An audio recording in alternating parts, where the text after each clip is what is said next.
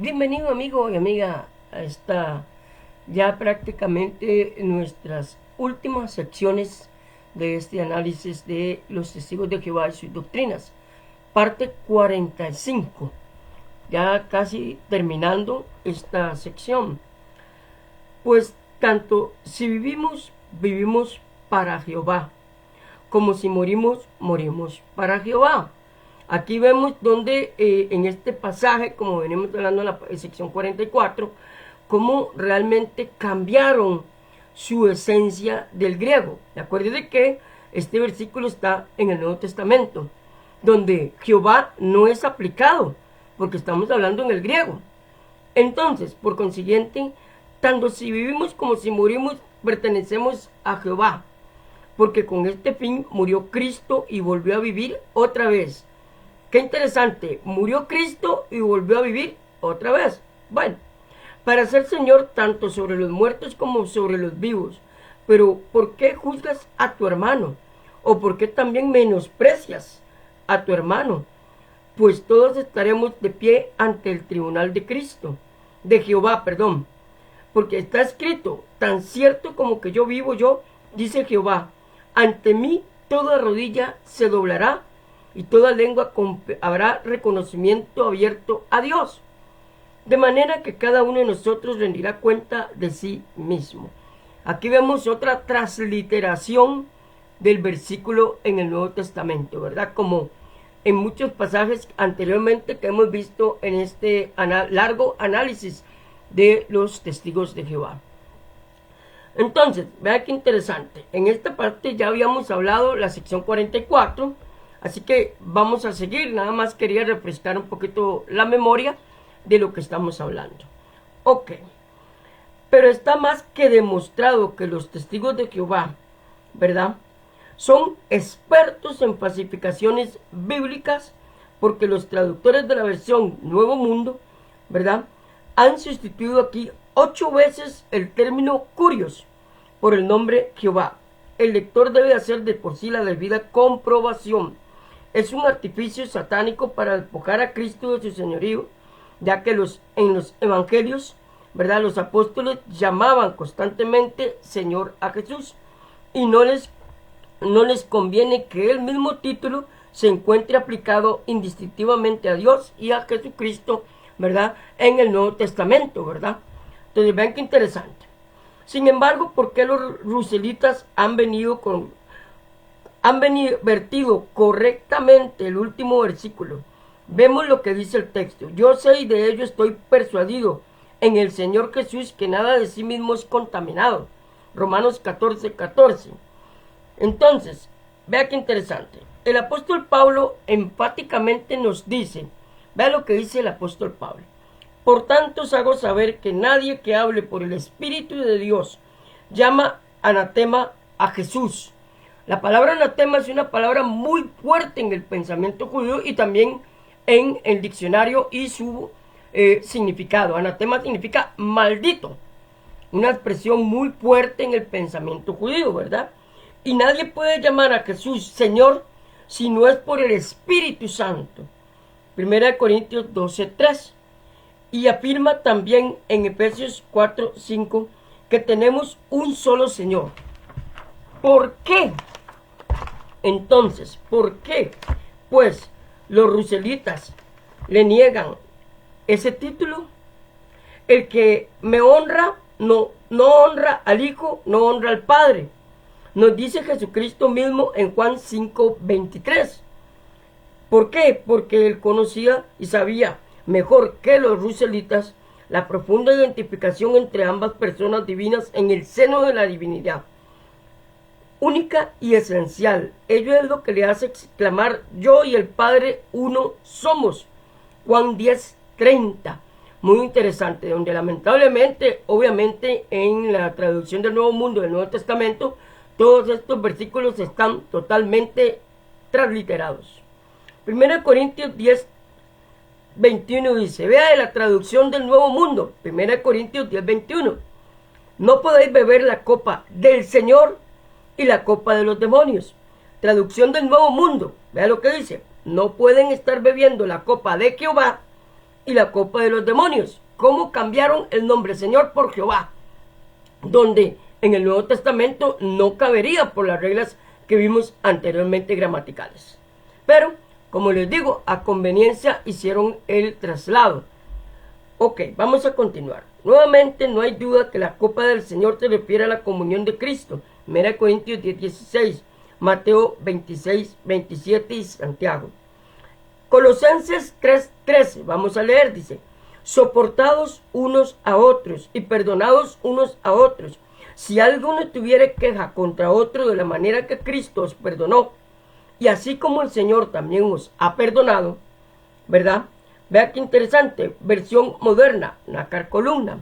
Ahora, este versículo en la traducción del Nuevo Mundo, vea lo que dice: continúen soportándose unos a otros, perdonándose literalmente unos a otros, si alguno tiene causa de queja contra otro, como Jehová los perdonó. ¿Cómo transliteraron otra vez el pasaje? A conveniencia. No hay duda que el Señor que había de perdonar sus pecados era Cristo. También toda la carta a los Colosenses discute el perdón que tenemos en Cristo el Señor. Colosenses 1:26, Colosenses 2:6, Colosenses 3:17 al 24, Marcos 2:10, 2 Corintios 2:10, Efesios 4:32. A lo largo de todo este estudio, amigos, hemos presentado base bíblica. Obviamente esto es muy básico, pero base bíblica con respecto a la traducción del Nuevo Mundo, que no es confiable. En ninguna parte, ni en el Nuevo ni en el Antiguo Testamento, es confiable. Pero bueno, vamos a continuar. Segunda Tesalonicenses 2:1. Pero con respecto a la venida de nuestro Señor Jesucristo y en nuestra reunión con Él, os rogamos, hermanos, que no os dejéis mover fácilmente de vuestro modo de pensar, ni os conturbéis ni por espíritu, ni por palabra, ni por carta como si fuera nuestra, en el sentido de que el día del Señor está cerca. Vamos a ver este mismo pasaje en la Nueva Traducción del Mundo. Acuérdense que estoy leyendo el versículo literal de la Nueva Traducción de los Testigos de Jehová. Entonces no pueden decir, usted está equivocado. No, porque estoy leyendo directamente de su versión, comparándola con la versión Reina Valera 1960. Ok. Sin embargo, hermanos, tocante a la presencia de nuestro Señor Jesucristo y el ser nosotros reunidos a Él, les solicitamos que no se dejen sacudir prontamente de su razón, ni se dejen excitar tampoco mediante una expresión inspirada, ni mediante un mensaje, oiga, verbal, ni mediante una carta, como si fuera de nosotros, en el sentido de que el día de Jehová está cerca, el día de Jehová. Qué interesante. Entonces, este es otro de sus increíbles disparates. Se contradicen a sí mismos en el espacio de dos versículos. El versículo 1 muestra claramente que el que viene es Cristo, el Señor, y no el Padre. Ellos dicen Jehová. Ve, qué interesante, ¿verdad? Versículo 1:7 al 10 de ese mismo pasaje, para que lo analice. Solo en un versículo, como en muchos anteriores que hemos visto, se contradicen en uno y en otro. Y en un mismo versículo, ni siquiera hay que ahondar en otros pasajes. En un mismo versículo, ellos mismos se contradicen. Traducción del Nuevo Mundo. Vea lo que dice.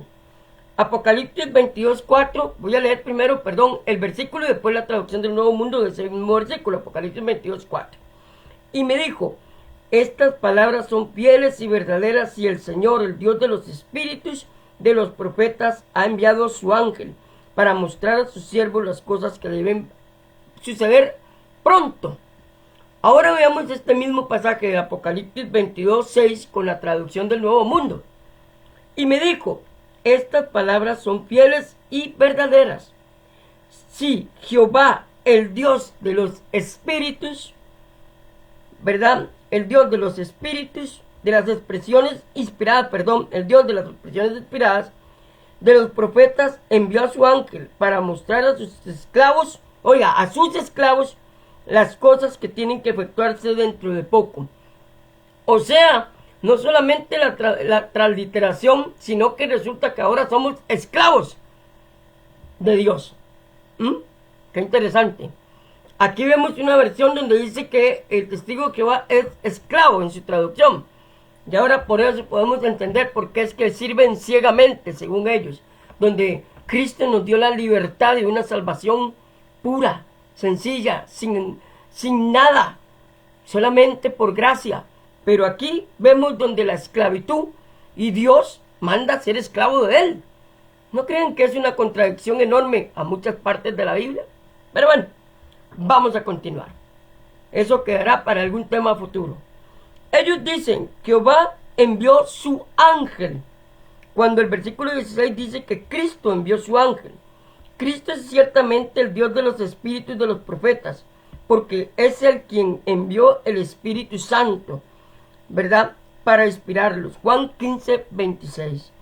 Hechos 2:33, Primera de Pedro 1:11. Hay otros lugares donde estas interpolaciones no inspiradas manifiestan la ignorancia de ellos, pero estos bastarán para exponer su prejuicio, sus doctrinas pervertidas. Lastimosamente, la traducción del Nuevo Mundo hemos visto y hemos comprobado así básicamente que su traducción no es 100% confiable.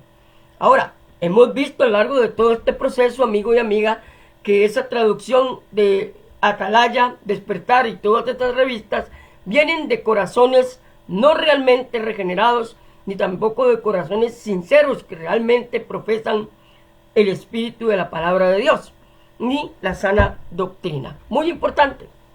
Vamos a continuar un poquito más.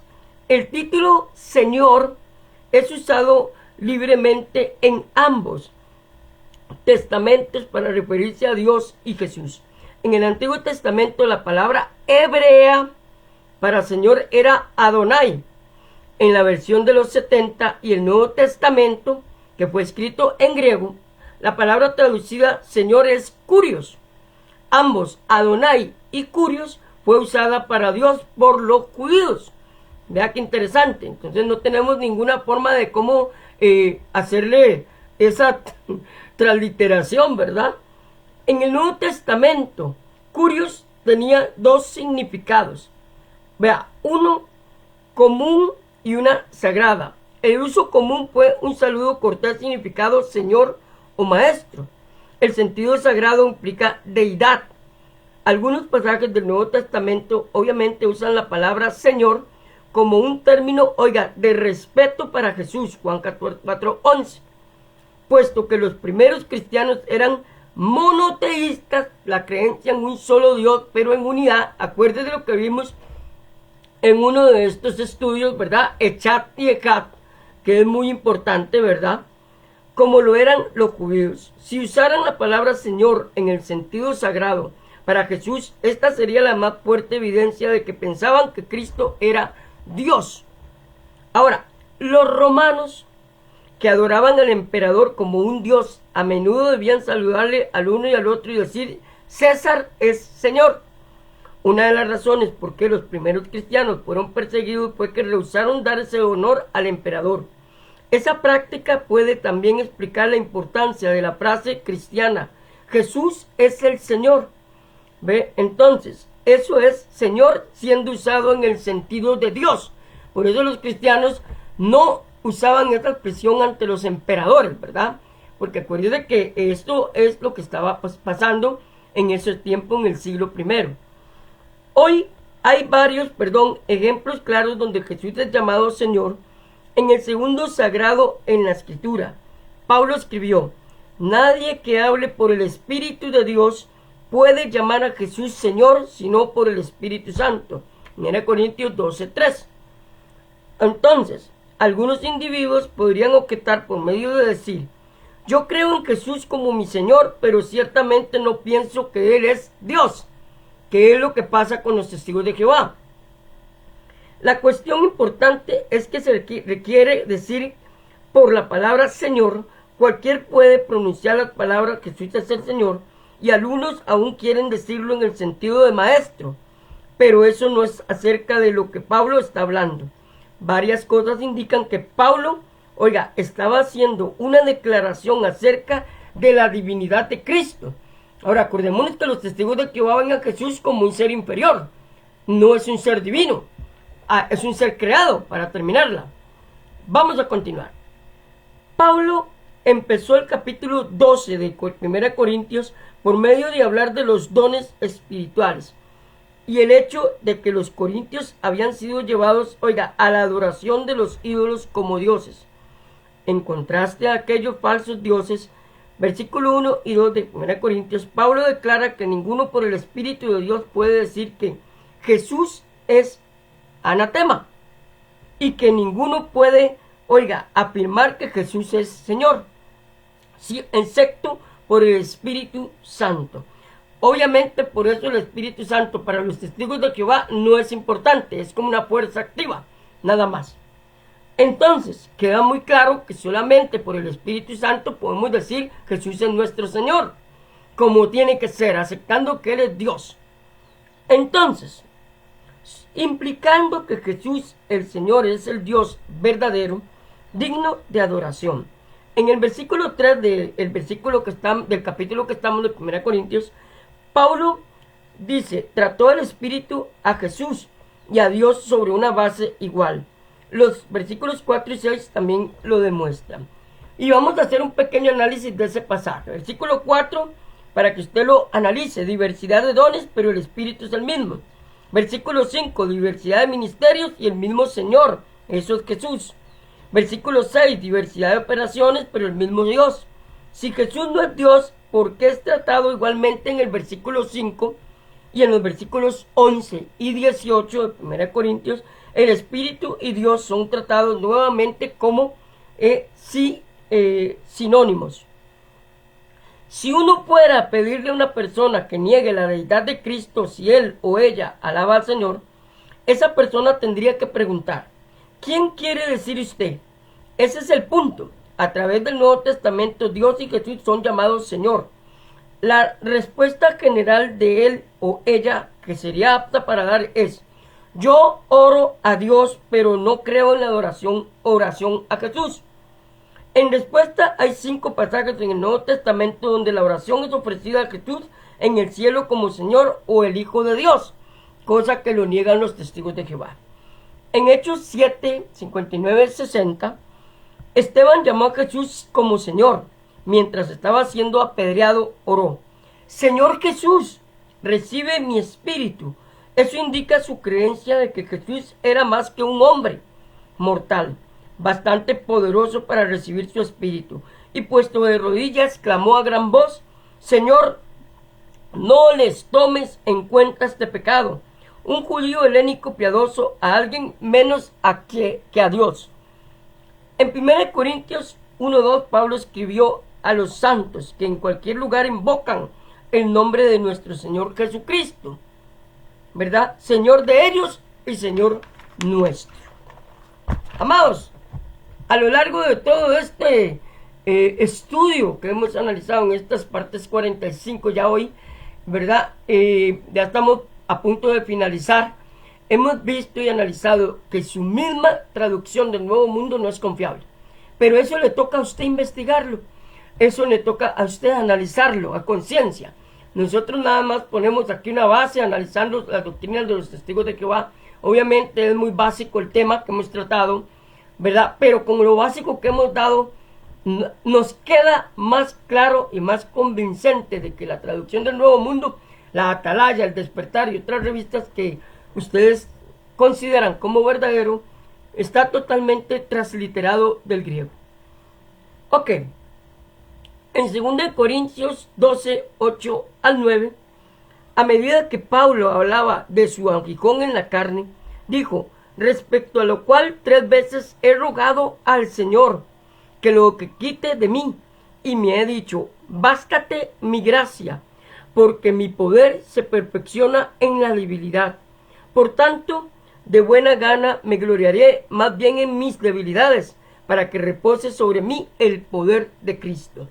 En 1 Juan 5, 13 al 15 leemos, vea qué interesante. Estas cosas os he escrito a vosotros que creéis en el nombre del Hijo de Dios, para que sepáis que tenéis vida eterna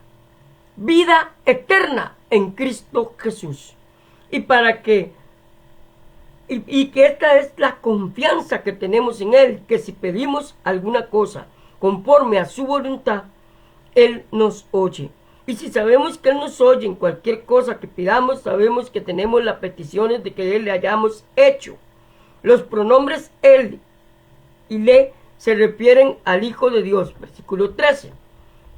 En Hechos 8:24, Simón dijo, rogad vosotros por mí al Señor. En el versículo 16, Jesús es el Señor. Ok. Pedro y Pablo, cada uno hizo la afirmación de que Jesús es el Señor de todos. Hechos 10:36, Romanos 10:12. Pablo también dijo, porque si lo hubieran conocido, nunca habrían crucificado al Señor de gloria. 1 Corintios 2:8. ¿Quién es el Señor de gloria? El Salmo 24:10 dice que Jehová de los ejércitos es el Rey de gloria. Y esto está aplicado a Jesucristo. Salmo 96:7 y 8.